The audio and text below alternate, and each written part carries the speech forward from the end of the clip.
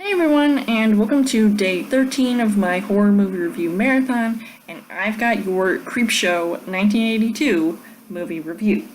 5 stories told in one movie. Is each one scarier than the next?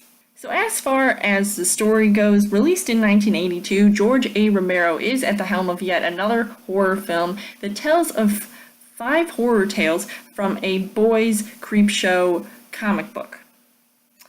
Stephen King helped to write the screenplay, so I could definitely enjoy some of the different stories that were being told here. And the first one is set during Father's Day when one woman just couldn't take making her father a cake and eating it too any longer and just murders him. But what happens when he comes back from the grave?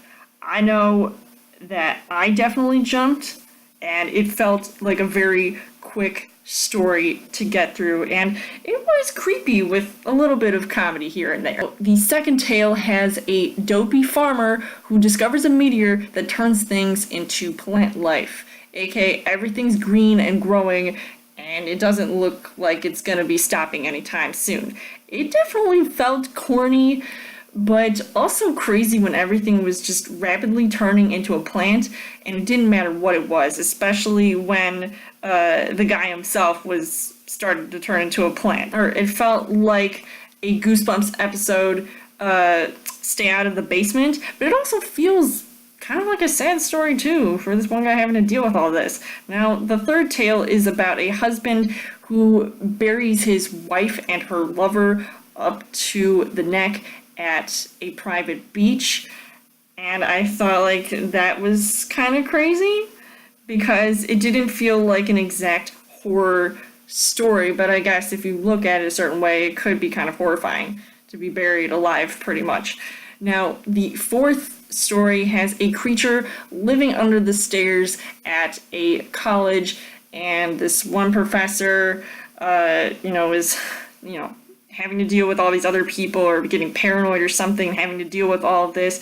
And let's just say this creature is not there to get an education. This one guy really has an obsession with wanting to kill this one woman. I don't know what her relationship was with him before this all happened, but it was just really scary to watch this creature come out.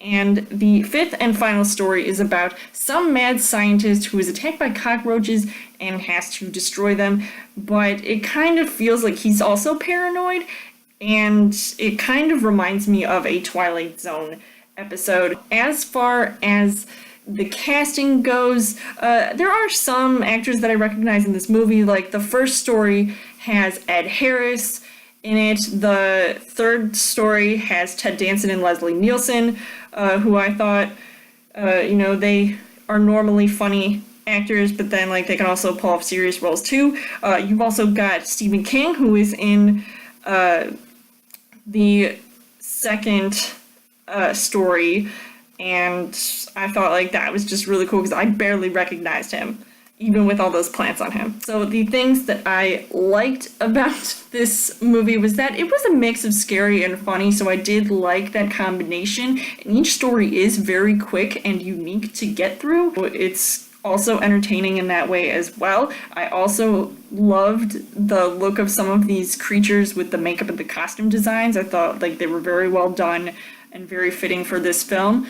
But unfortunately, the things that I didn't really like about this movie was that stories 3 and 4 felt like they dragged on a bit, and the fifth one was just flat out weird, and it kind of grossed me out at times, and plus I hate bugs, especially cockroaches, so I can't really say I enjoyed that story regardless. So overall, I would say that Creepshow was still a pretty entertaining film. I definitely think it's a very unique film, and I love the people who were working on it, so it really brings out that side of horror that you don't really quite expect to see. So I would highly recommend seeing this movie, and I would give this 3.5 hearts on the heart rate scale.